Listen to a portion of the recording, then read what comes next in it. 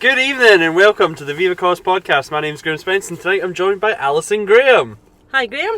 How are you doing tonight, Alison? Yeah, very good. How's you? I'm good. We have a really interesting podcast tonight. There's been a lot happened in the last 24 hours. The last few hours even. It's pretty ridiculous. I mean, we thought we put a podcast out yesterday, the day before, and we thought we'd be done for the week, and we're already back in the studio recording, this time without video. Exactly. Well, they used to say a week's a long time in politics. It's like getting to the matter of days at the moment. So that's good because things hopefully are starting to happen. But let's see what happens over the next few days. Thank you for joining us, everybody. What you don't know is tonight's podcast is recorded in the car studio, so there's no video tonight as we record in the only quiet room we could find to get this podcast out. So the first thing on the agenda, obviously, is before we get to the new Westminster leader for the SNP. Mm-hmm.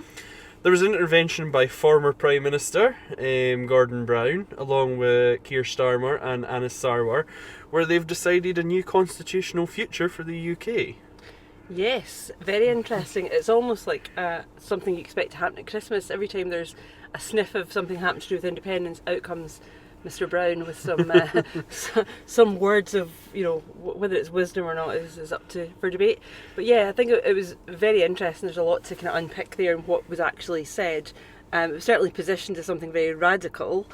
Although on reading it, I think that's a lot of heavy lifting on radical. Yeah, very ambitious, isn't it? Very very unambitious, but sounds ambitious. Well, it's back to the old Labour spin. It's like how to dress something up is something that it's actually not when you even cast a cursory glance across the detail. So yeah, there was a lot of kind of like pomp and ceremony about that this was going to be something very, very different and very radical and something that we should all sit up and take notice of. But when you actually do read it, and I think you commented on Twitter about it, that anybody who's actually read it, will be uninspired. Uninspired. So I think they're just assuming people won't read it. Hopefully, people are now starting to get more engaged and not just leave things at headline words and spin and actually go and see what the substance is. The best take I seen on Twitter actually the other day was that someone posted the Titanic meme where it said it's been 84 years. That's right. And somebody pointed out it's actually been more than 84 years they've been promising to abolish the House of Lords. It's pretty much 100 years, I think. Yes, yeah, exactly. And it's interesting because people do now, with like Twitter and everything, all the kind of social media platforms, they dig things up from the archives, like the original posters and stuff from Labour and what they promised, and you reflect it, are Labour now just Labour in name only, back to the origins of they're not even supporting the trade unions right now. There's a ban, isn't there, on frontline attendance. I think that's some of the key achievements of the Labour movement are now things that they absolutely distance themselves from. Indeed. So, it's hard, I think, as the electorate now to know, one, who to believe, and two, find something or a party that actually represents their views. So it's an interesting piece of paper. I think the summary of it was abolish the House of Lords. We're all getting a mayor imposed on us. It's worked well because we've got a couple of Labour mayors in some cities, so we should have more of that sort of thing. It felt very much to me like we're going to abolish the House of Lords, but we're going to keep the MPs the most important part. So we're getting rid of the whole House of Lords to replace it not with anything of any substance. Everybody's a bit like, we're going to have this weak chamber that's elected but not more supreme than MP. I suppose to get the MPs to vote for it, you'd have to say that they weren't going to lose any power, but the truth is a second chamber can't be, you can't have, the lower chamber is always the sort of policy chamber, I suppose, in every democracy around the world. However, you can't have a second chamber that has all the power, and then if the upper chamber, the second chamber, has nothing, there's no point. Well, at the moment in the UK, it's a revising chamber, and actually, even people who are, opposed to the House of Lords, were quite grateful sometimes for them to be there for some of the things. They're a good blocker for the mad stuff. The most extreme things, yeah, exactly. But that comes back to the whole democratic sham of the UK. The fact that we have an unwritten constitution, we don't have any higher law to pin things on. It's actually all starting to kind of unravel. And the more scrutiny people put in to do something like this, which is essentially designed to look as if they're being radical. But if you unpick it, as you're just saying, to say, what does that actually mean? It doesn't actually mean more democracy. No. It just means a Labour definition of democracy. Yeah. And I think we'll absolutely come on to reflect on that as goes Scotland, because that's the bit that's so galling for viewers in Scotland as to, the definition of Labour's democracy and, Scotland's right to it, very much under their terms. So, the other things, to kind of look at in there, the fact that Labour have not been in power in Scotland. They're not even the second party in Scotland, and they're in opposition in the UK Parliament, yet they're the ones defining what democracy looks like. It really is quite hard to take, I think, for people, because they don't seem to have learned from their time in the wilderness of power to actually listen to the people. Where are they getting this as the appetite of the population? Gordon Brown talked about federalism back in 2014 like it was, a done deal, and now they've entirely moved away from that position. After promising it. And guaranteeing it. And guaranteeing everything that Scotland would have if they voted no.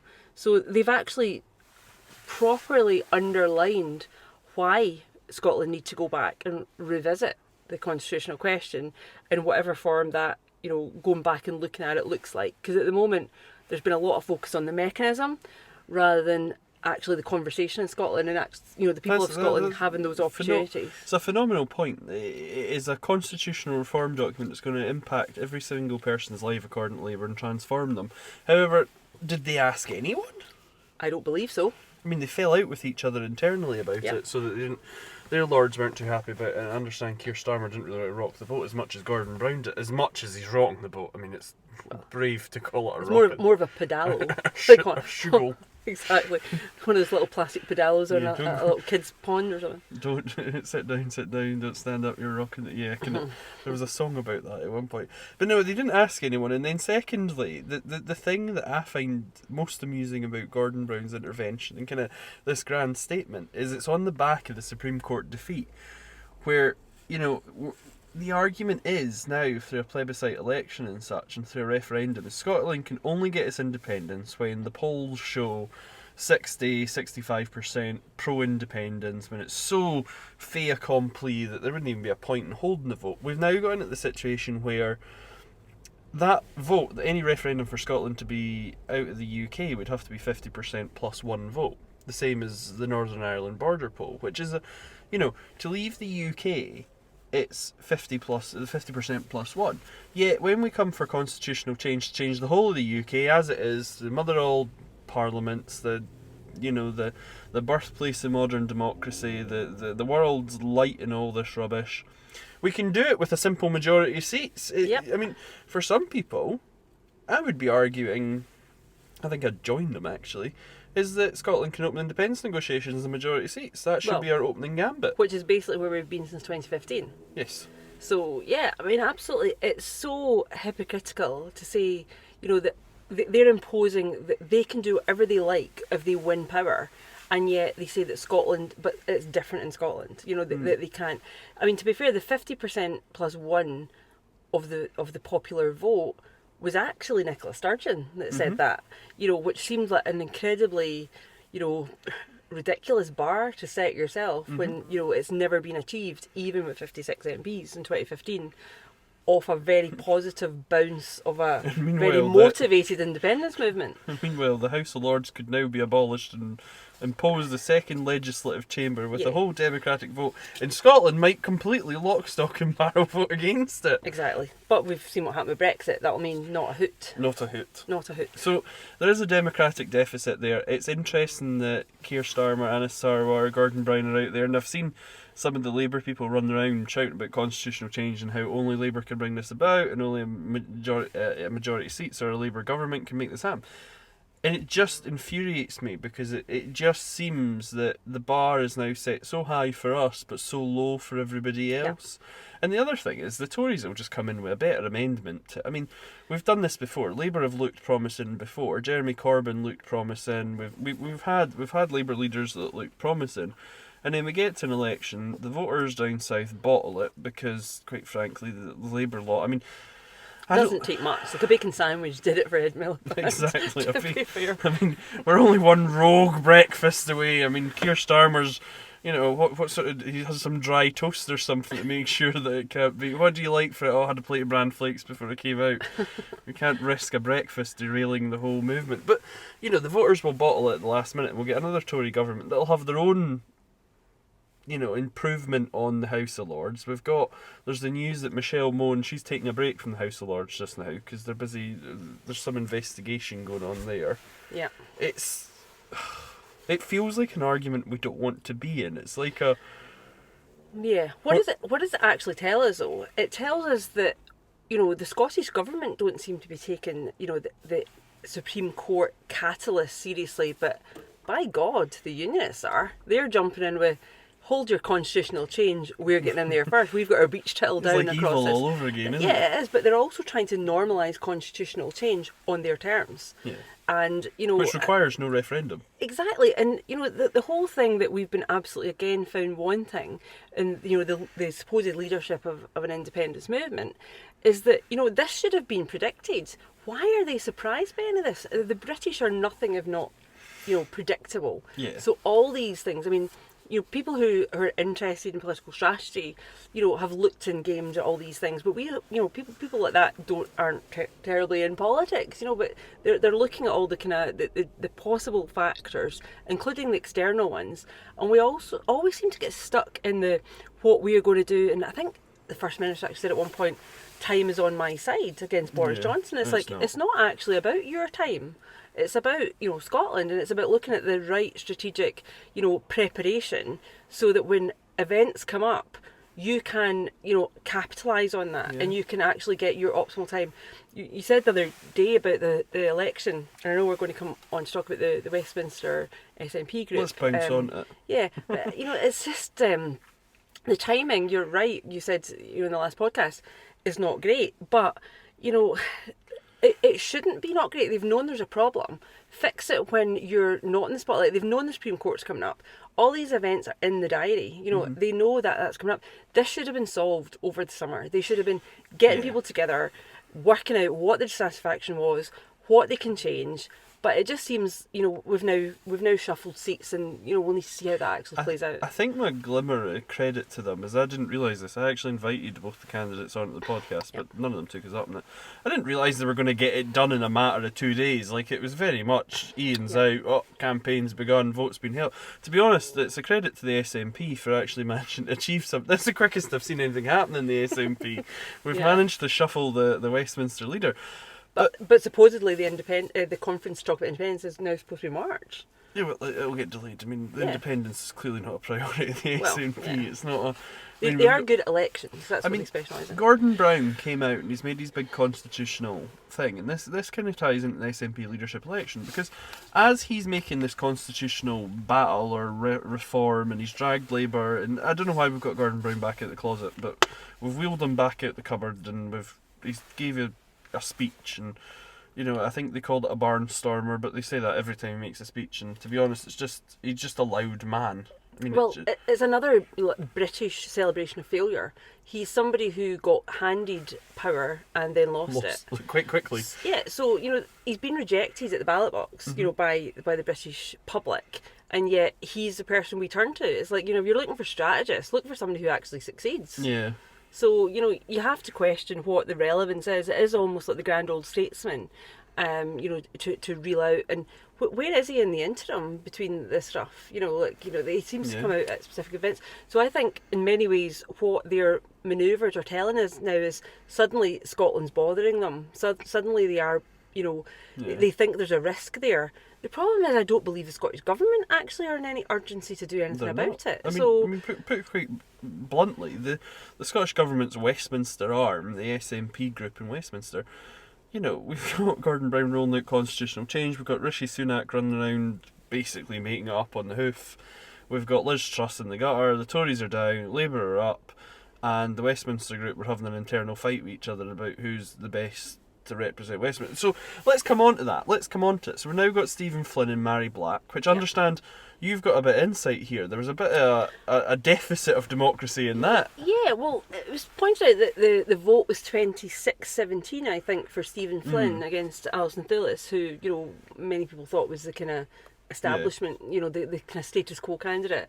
But what I found really kind of weird, and Alison had tweeted and I had replied, there was a picture of her with Stuart MacDonald, who, the Cumbernauld and Cruel Scythe, Stuart MacDonald, is her running mate. And I was like, this is like a US presidential ticket. Yeah. How bizarre is that? And like, you know, an internal election, you know, for an AGM for running the group. Surely you would think there would be an election for a group leader and also an election for a deputy leader.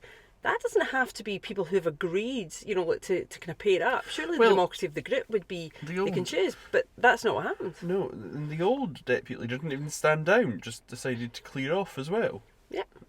So there's an exclusive for you guys that you might not have known. Effectively, there should have been two elections. There should have been Westminster group leader, and then there should have been a vote for the deputy leader. However, they both ticketed themselves off and agreed that it was a joint battle, which I understand, and I don't know which MPs, but it was said online that certainly a lot of people switched allegiances at the last minute because Mhairi Black had gone in under Stephen Flynn, and that's why Alison Thewlis suddenly had a hope. So I understand there was a bit of consternation there.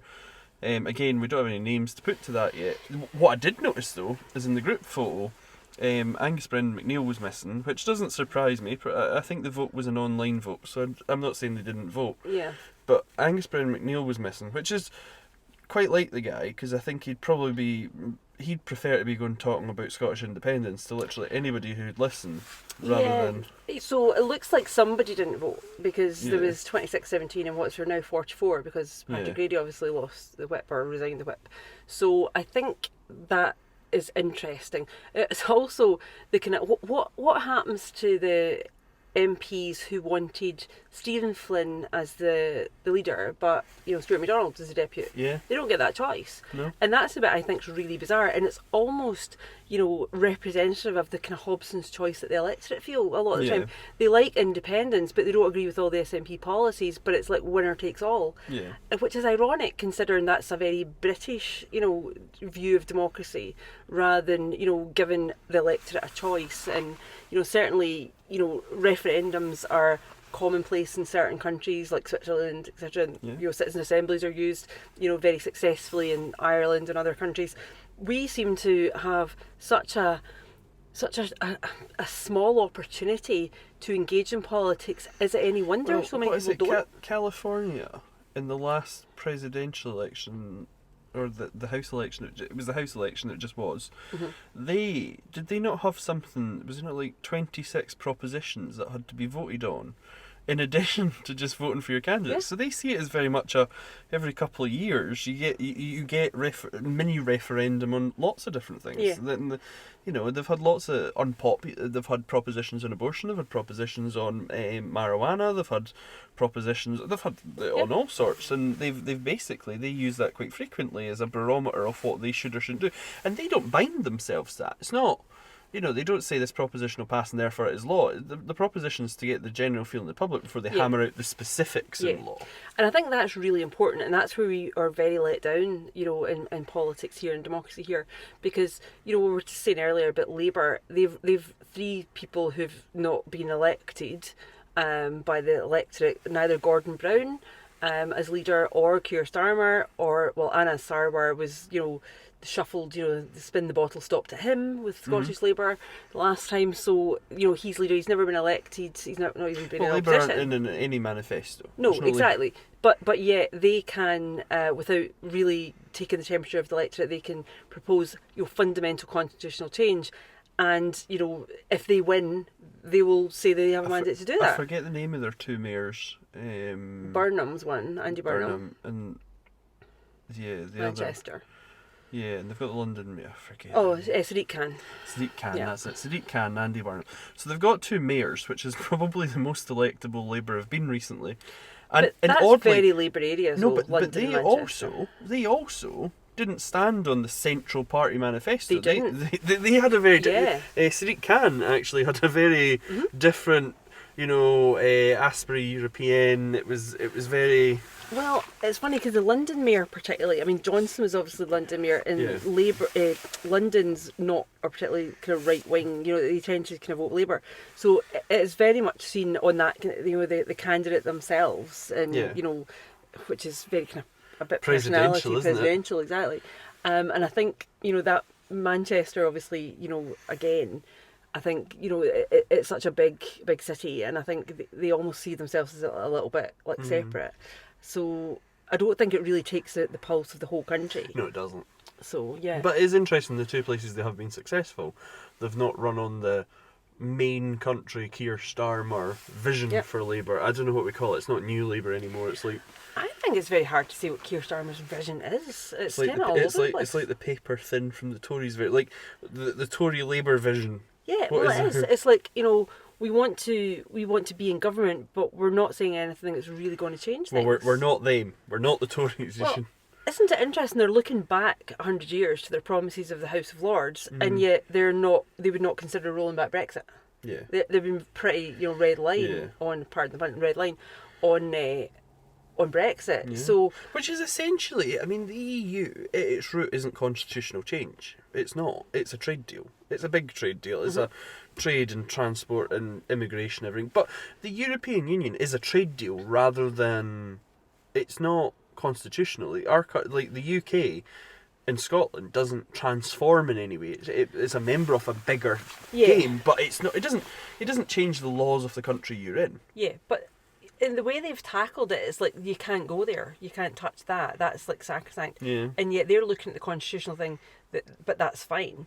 Yet they're using the same argument against Scotland that, well, you can't break a union of 300 years. The union is actually 100 years old because it's actually, Ireland, joined Ireland left. So we're reaching the 100-year anniversary of the UK as it is. As you've pointed out before, even in the Commons Library, it does actually state that the union is an evolving union. Yeah, so It's effectively, not fixed. yeah, I mean, a lot of people don't realise that the union, I mean, it was brought up, Dorothy Bain brought up in her submission as Lord Advocate during the Supreme Court case. She said that, technically the Union of the Kingdoms of England and Scotland no longer exists because it evolved to have Wales, it evolved to have Ireland, it evolved to have Northern Ireland, it's been through a lot of significant change, and, the union we have now, if it was sans Scotland, if you ripped Scotland out, the union would still exist. Yeah. It's still the successor state would still be the United Kingdoms of Northern Ireland, Wales, and England. Although there's an interesting thing, totally off topic, and I'm probably going to get pelters for this, but is Northern Ireland a country? Here's an interesting one. So I looked into this thinking Northern Ireland, does it qualify as its own country? Is it not its own country? And it's interesting because it is its own country in the codification of the United Kingdom. They see Northern Ireland as a kingdom, it is a country, same as Scotland. But then internationally, it's seen as more as a protectorate, or it's not seen with the same sort of. It's not its own country. It's not as countrified as France or Germany. But it's interesting because I think in an international sort of way, they're seen as this protectorate, and in the UK they're seen as a country. Yeah. And then Scotland is seen as a country quite naturally internationally. And I think most people are shocked to find out that Scotland and England and the UK, I think they're shocked of how the whole relationship actually is. I don't think people understand the division lines in there are different.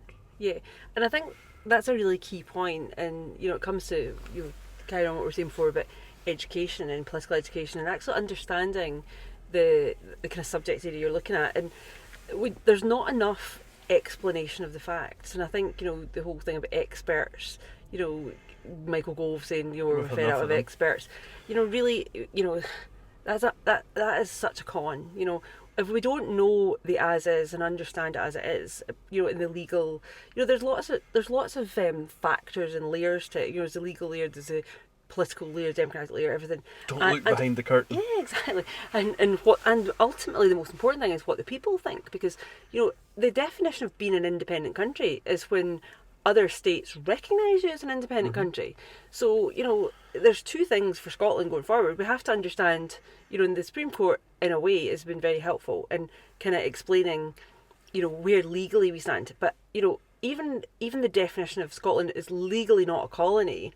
If Scotland can't find a way out, if the people feel like they're in a colony of, which may be a bit of an extreme way to put it, but if they feel that there is no democratic door, that there's any key that they can actually get hold of without somebody else's permission, then the kind of net effect is dissatisfaction amongst the population, which starts to agitate and create the momentum that we actually need. Scotland's a cleaner country than Northern Ireland, and again, I'm aware that I'm probably going to stoke some division here, but I mean, the Republicans and the Nationalists in Northern Ireland certainly don't see Northern Ireland as a country. They see Ireland as a country, and they are the island of Ireland. Yeah, the island of Ireland. They see that as a country that they think that their area should then join. And then if you go into the Unionists and the sort of Loyalist side, they see Northern Ireland is not a thing. It's all one Great Britain. It's all one.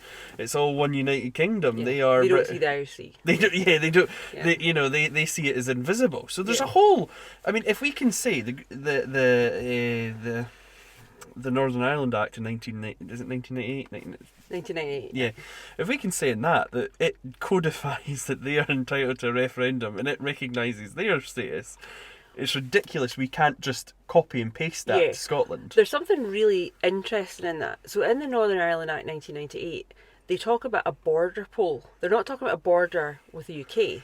No. They're actually talking about a border with Ireland. Indeed. Which is interesting because the 6 counties are part of the UK, but in their primary legislation from the UK government, the border that they are actually discussing is the border with Ireland. Yeah. So I've always found that quite interesting. Also, the fact that is in primary UK legislation, the whole thing with the kind of once in a generation stuff. I was thinking about that earlier on today. That because I kind of thought, why did we've missed a trick in 2012 when the Edinburgh Agreement was being discussed? Why was that not put in there? And then I thought, well, I was thinking about it after and thought, well, that's almost like saying, well, we're not expecting to win, so we're getting our thing in.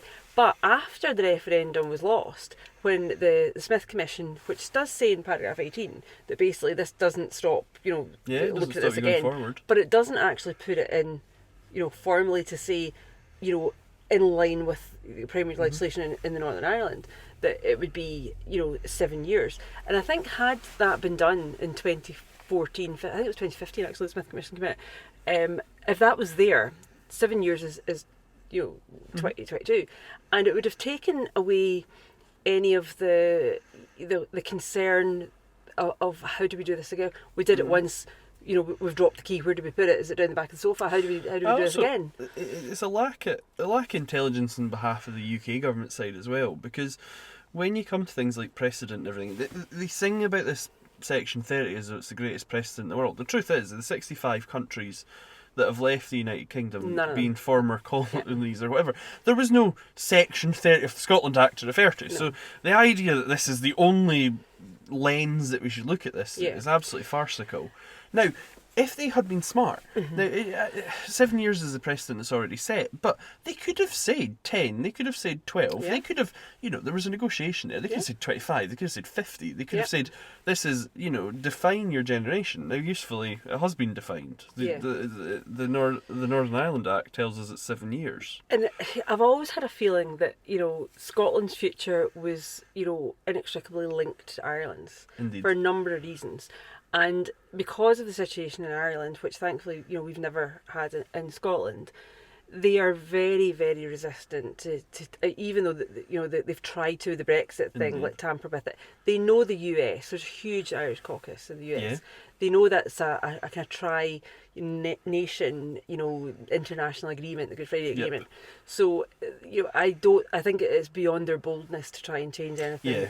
So they're not going to do that. It's just whether or not we can hold them to the same. Well, if we can't, then it's not unequal. There is definitely a case there to say, why would it apply to one part of the UK and not another? It's also kind of incumbent in the international community. So if you're listening, President Biden, we'd quite like you to say we're guarantors of the Good Friday Agreement. We'd love to see this policy rolled out in favour of democracy. Exactly. However, before we run over time, because this is at half an hour and we had intended to wrap up at half an hour, we need to discuss quite quickly Stephen Flynn and Mhairi Blacks. They're the new voices in Westminster. Mm-hmm. We've covered kind of their election and that process, but Stephen Flynn's a bit. We've read the Mandy Rhodes article, which is a bit wishy-washy. It's a fun article. There's not much in that. And it was early days. But the information we have on Stephen Flynn was it wouldn't have been Sturgeon's choice. Well, I don't think she's terribly upset. I don't think Alison Thewlis would have stood had Stephen Flynn been. If it would have been a kind of coronation if he'd been there. So I think that was more indicative of trying to kind of calm the waters down. As we said at the last podcast, I think this has been bubbling under for quite a long time of dissatisfaction, and there's been a lot of talk about the the five-a-side group, the Tuesday Club, whatever, and a lot of kind of rumblings there. So he seems to be the representative of that. So the kind of character, the agent for change kind of thing. I thought it was really interesting that the kind of, as I said before, I think democratically, I just kind of grinds my gears that they don't have a choice, and they're setting the tone as politicians for the kind of electorate. So I think that was really bad form. It should have been a vote for one and then a vote for the other. And maybe potentially more people would have stood forward at that point for deputy, which I think would have been healthy. The fact Ian Blackford stood down so late in the day really probably made it quite difficult for people to kind of consider, would they stand? If Ian had not been standing down, they would have maybe thought we're just going to let them fight it out, Stephen Flynn and Ian Blackford. But I mean, we have a blog post on it, and Ian Blackford was nothing worth. I mean, he had contributed to the great. Yeah. But there's a wider question. Can the SNP MP group in its current format and through the relative lack of strength of us, can it actually make a difference? Is there a point? Are they stronger for Scotland? Is it a tartan bench? Is it? Well, if the rumours are true, and the reason there was a lot of rumblings is that they were fed up of not having autonomy down there to do what they needed to do to actually make a difference, they were being hamstrung by Holyrood. And sometimes making themselves look a bit like artists, to be honest. Like they were going to press and saying, policy things, and then Nicola would put out a tweet, and suddenly it was like, Well, remember the fox hunting quick thing? U-turn. Remember the fox hunting thing? The welfare bill as well. We were down in Westminster. I was there at the time. But honestly, fox hunting, we got more emails about it than anything else that ever happened. I think anything to do with animals always generates an awful lot. So we had fox hunting, and the SNP put an initial statement that was like, "Oh, we're completely against this. This is ridiculous. It should be outlawed immediately. How come the government's so backward and hadn't done this?" Mm-hmm. And then it was exposed about 3 days later in the Daily Mail or something that actually Scotland even had less laws around fox hunting and had a more lax thing. And then there was the sort of news that came out. It was like, right, play it down. Don't, we can advocate against it. The Scottish Government's going to be against it. No worrying about that. But we didn't realise actually this is a devolved matter and we aren't anywhere on it. We've not looked at this. We need to get it through. And, it was a big sort of, the Scottish Government was found to be behind Westminster. Yeah. While on their morality and their thinking on it was certainly further ahead, they didn't actually make any progress, and there was suddenly this sort of, oh God, the Scottish Government's going to have to jump ahead. The thing is though, that shows the lack of research, the lack of understanding of your own as-is. I mean, if it was that important, why did they not look to change it within their own powers? And that would have been the show up. Yeah. And this is what, I think a lot of people expected in 2015, that it was an opportunity for us to have a Scottish Government in Holyrood and the vast majority of MPs down there and show what we could do. We could take devolution to the edge of its power and say, we're at the brick wall.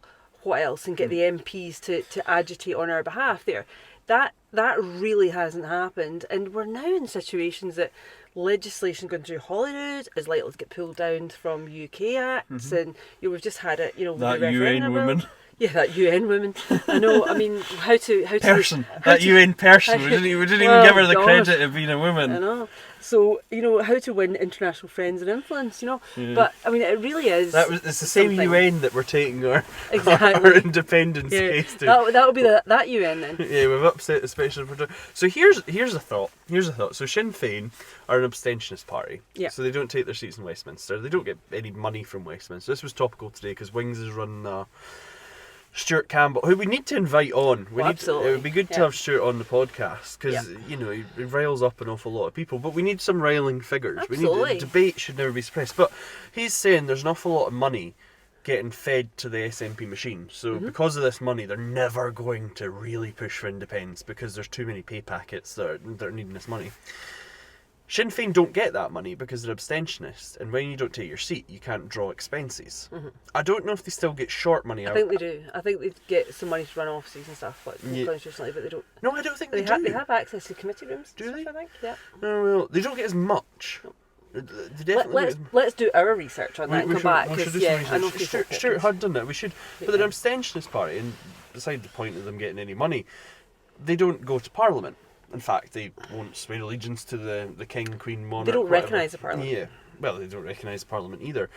But you get into this ridiculous situation where I've got a good story about that one. Do you think the SNP have demonstrably delivered more for Scotland than Sinn Féin have? Well, I can prove that. I knew you were going to have something. Because during the initial, evacuation of the refugee crisis from Ukraine, a very good friend of mine went over to the Ukrainian-Polish border, and long story short, ended up rescuing a wee family whose grandparents were in Scotland, and the whole thing with the family visa system was typical UK. It was all all promises with no actual action. So we were trying to, I was on the phone to him and trying to work out where to go next, and speaking to everybody that I knew who had any level of influence. Yeah. Calling the contacts, getting exactly. it up a bit. Exactly. The MP of the grandparents' office didn't even reply. Didn't answer the phone, didn't reply to emails. My MP, let's not even go there. But, other people really did help. And they also had constituents who were trying to get, family across, etc. So, long story short, we were all trying to rumble through this and kind of a wee support network, trying to kind of help each other out. Well, I've heard this, and I believe you go to Belgium, blah, blah. Oh no, that office is shut, the embassy's shut, blah, blah, blah. So, long story short, my friend, who is Irish, a Scottish independence supporter, he's Irish, he's a member of Sinn Féin. Eventually we got the ferry to Wexford. That he's a Scottish independence supporter. Exactly. It shocks me. And went to Wexford from Cherbourg, I think it was, in northern France, Western France. So he got over there and he said the Sinn Féin rep basically met them off the boat, sorted it out, gave personal money, like, what do they need, everything was sorted out, totally enveloped in kindness. And interestingly, going through the visa process once we got there, because the visa actually wasn't even online until the Friday, even though they were talking about it on the Monday. So doing all this in Ireland was much easier than trying to do it anywhere else at that point. And Ireland actually got a little bit overwhelmed. So my point is, when we were trying to chase the visa process, he was going through the Scottish MPs and whatever, and they were saying, we're phoning the Home Office, we're phoning this, we'll get back to you. The Sinn Féin guy doesn't take his seat. He came back with an answer from the Home Office, the British Home Office, and the MPs, the SNP MPs, which he's a member of that party as well, were nowhere. And yet they had no influence at the Home Office, and yet the Sinn Féin MP, or the Sinn, who doesn't take his seat, got an answer directly. Probably because he shows no deference to it. He's just like, I want this. This is happening. I think there is a lot of that.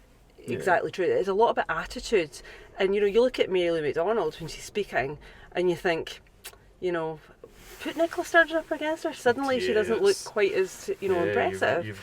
There is no deference. There's no rudeness. It's very professional, but there's no deference. It's there's very much if you're the mighty British Home Office for the spit people out that passport. Here. Exactly. Yeah. It's like, but this is a decision. They've normalised change that it's happening. It's happening anyway. I just haven't seen I just don't know if the SNP was an abstentionist party and didn't turn up, if it wouldn't be in a better position. Well, the members have never been given the choice. No, they've not. And it's, I mean, to be fair, and I think... It's not that we're arguing for it on the podcast, we're just No, we're just put it out speculating there. that... It's really you for know, the members. But, I mean, Yeah. is it a membership organisation anymore? That's the other question. Maybe we should Well, discuss that's that the in another We should. podcast. We've got one last thing, Mhairi Black. So this is quite interesting. This was a tweet that we were discussing this earlier, just before we came on the podcast. I was going to say on air, but I'm not sure we're on it. Are we on air? I don't know. Nah. But we were saying Mhairi Black. She was the, you know, she was in the Daily Mail, the Daily Express, and everything. She was Yep. going to be the most horrible thing. We run our 13-year-old tweets where she called people names and drinking. And it was the press were like, this is the youngest, most ridiculous MP. She's going to ruin the whole aesthetic of Westminster. She's now the deputy leader of the third largest party. Yep. She is, you know, of considerable heft Mm-hmm. in the rankings of people in the chamber. However, what have we heard from Mhairi Black in her 3 elections? Like, she's now part of the furniture, isn't she? You know, it's interesting because I think at the very start, I think I mentioned it the other day in a tweet, there was the famous quote she used, well, the Tony Benn quote about, you know, the political weather vane, like, you know, posts and weather vanes. But, you know, she can deliver a speech, but, you know, beyond that, what have we actually seen substantively from Mhairi Black? And, you know, somebody who... We're not talking about constituency work. It's worth noting for anybody listening along. Yeah. We're not... She may be a great constituency MP, I have no idea. But she's not our constituency MP, so we can comment on that. It would be really good, actually, if anybody who is in my constituency would feed that back. And just to kind of Stevens. and Stevens, just to get the kind of full picture, because it's always interesting to see where do or people come spend on if their... you're listening, Mhairi. Yeah, Or Stephen. Or Alison. In fact, anyone who Yeah. wants to come on, just tag us. We're more Yeah. than welcome to have you on. You're more Absolutely. welcome. You might have to sit in a car park and a microphone between us, but you're more than welcome on the show. Yeah. But so it's good to know where an MP or an elected member, MP, MSP, whatever, you know, spends their time, where they put their resources. You know, there's some really good constituency MPs that just, you know, get their head down and do that, and, you know, they maybe don't set the heather on fire in Westminster, but actually, you know, they do the work. But I don't know. I would say that as somebody who it's quite a young ticket, because Stephen Flynn's kind of 34 or something. Yeah. And Mhairi Black, I know, was the youngest Yeah. elected MP in 2015, so that's what, 7 years on. But, you know, in that time, going straight from uni, which I believe she finished her degree when she was actually at Parliament. I think she used the library, Commons Library, whatever. You know, I think all the things that I've learned over the years, and, you know, in a career and what I knew then and blah blah. You know, from a leadership point of view of actually representing, you know, a group, a reasonable sized group. I mean, it's 44 quite senior people. You know, where's the experience there to do that? I'm not saying, you know, age should be a barrier whatsoever, but And we do need more younger politicians. we do absolutely need more younger politicians. But it does feel like. It does feel almost like the reverse Kate Forbes. Kate Forbes, one of the youngest MSPs. Yes, yeah. And Kate Forbes, you know, the Derek Mackay thing hit, and then the next day Kate Forbes had to go out and rescue the show. And did. And I Yep. think that everybody sees that as a really, well, look at the experience, look at how fantastic this went on. Yeah. And then I think Mhairi Black, again, was rumoured to be this great earth shaker. So if I was, you know, and again, absolutely willing to kind of like learn more, but if I were, I think probably general people's impression of Mhairi Black is the kind of barnstorming speeches. Yeah. Now that takes you to a point, but actually in many ways that's more of the leader's job to do that at PMQs, which is now Stephen Flynn's job. Mm-hmm. So, you know, what is the role of the deputy? I mean, what did Kirsten Oswald do as the deputy? I hope we're wrong. I hope Stephen Flynn and Mhairi Black are about to inject great movement. Because I'd heard before that Mhairi Black was quite disincentivised by the I don't know how true it was, but this was the murmurs where Mhairi personally felt that she'd been sidelined, and, you know. But what does that actually mean, though? But, I mean, one of the things I think is an interesting dynamic from, you know, where this leaves, you know, the First Minister. You know, there's always been kind of like, you know, rumours of like, you know, trying to close people down, stop people going to Holyrood and stuff that, you know, were maybe felt to be a threat to leadership. Mhairi Black, you know, in certainly early days was very much touted by a lot of people as, oh, she's fantastic, she'll be the next First Minister. Yeah. So this could be a really interesting dynamic to see how that plays out. Is this the start of the? I mean, we blogged about is Consurgence Save Our Premiership. You can read it on ViveEcosse.com. But Yeah, is this the start? Is there more? I mean, everybody thought Joanna Cherry would be the great contender there, and Joanna didn't enter. I mean, to be fair, I wouldn't. If I was Joanna Cherry, I would not have stood for No. this, because if you want to be the future party leader and First Minister of Scotland, first of all, you've got to get out of that Parliament into the other Parliament. Yeah. Well, there's also the fact that she's got a very serious job as a chair of the Joint Committee on Human Rights, and there's a huge. I mean, with the Tories in charge of it's not quite an 80-seat majority now. But the human rights, and we're out of Europe, is a real concern. But there's a whole. But even if we skip past how important the human rights are, and it is such a huge committee to be on in Westminster. Yeah. The fact is, and I don't know if anybody realised this, she had to be voted on by the Lib Dems, the Labour Party, the Tories, to get in. She had to carry the other opposition parties, the government party, the official opposition party, and she was seen as somebody who was credible, who had the background through being, which was a QC at the time, but a KC now. She was seen as an influential lawyer, one that's taking on the government and won, and she had that respect from across the chamber. Yeah. And led a party to Strasbourg. The Rwanda flights. Things that were really key. Having that legal background and the international recognition that we've always talked about how do we cover all the base, what are all the things that Scottish independence has to do, and one of the things that I think people forget, this is not about winning a vote, a transactional vote. This is about what happens next as much as anything. How do you negotiate the best position for Scotland as a new nation, to leave a union and come out, with a very good platform to thrive.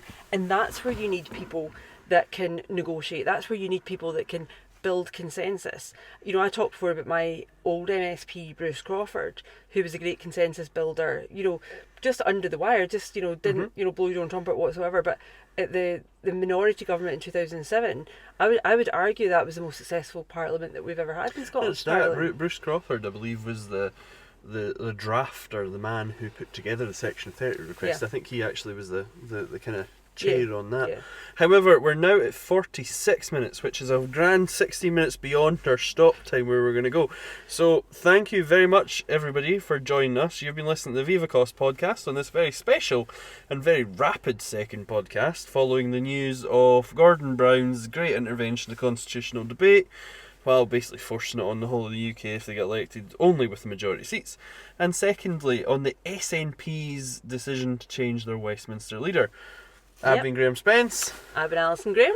Thank you and good night. We are finishing recording this at 10 to 11 in the Livingston shopping outlet car park. So if anybody is here tonight, because there's a couple of people that are wondering why there's two people with microphones sitting in a car park. This was a rapid show, as quick as we could get it done, and the internet and everything befooled us. So thank you and good night. In fact, I can't say good night because this will go out about 5 minutes past midnight. So it'll be good morning to you. Goodbye. Bye.